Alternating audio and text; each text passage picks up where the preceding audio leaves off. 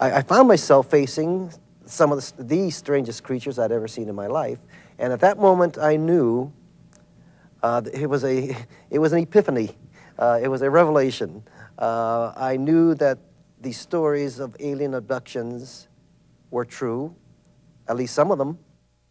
Coming from the mainstream, where I come from, being a skeptic myself, and then doing a 180-degree turn, I knew that I was going to take heat. Some of it jocular, perhaps, some of it hostile. But I knew I was going to take heat. You have taken heat, haven't Yes, I you? have. I have taken heat.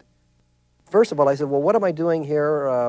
What do you want me to write about? Well, they wanted to explain why they were there, how long they've been there, where they come from, and what humans can expect over the next, decade or so of the new millennium.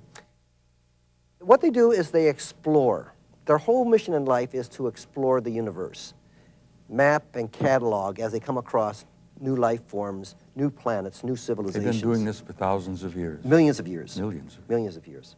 They've been around since before the dinosaurs. That's how long their civilization. That's how old their civilization is. They've been in space that long. And when they first started out, they came across the first life form. Well, they approached it very carefully. They weren't sure, and then finally they made contact. And then as their discoveries grew and became a handful of civilizations, then they formed a kind of a loose confederation. They are members of a confederation. They did form a confederation, and they shared the exploratory duties.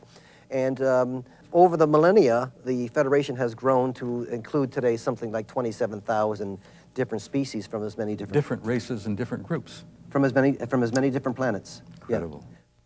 I would like to see us get to the bottom of what is going on. Even if despite the thousands or tens of thousands of stories of people who have been abducted or who have sighted UFOs, even if not one is true, that is a major, major news story that the mainstream media refused to recognize, and this is where I made my 180-degree turn.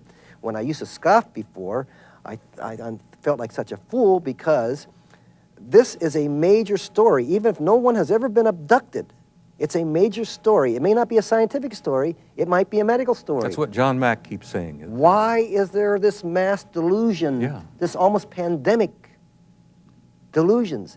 And if one person has been abducted, you've got a tremendous science story. Yeah. So this story... If only one case is true... If only one case is true. It's still a hell of a story. And if none of the cases are true, it's an even bigger story. It's a bigger story. Why? What's happening to the whole human race? What happened to me?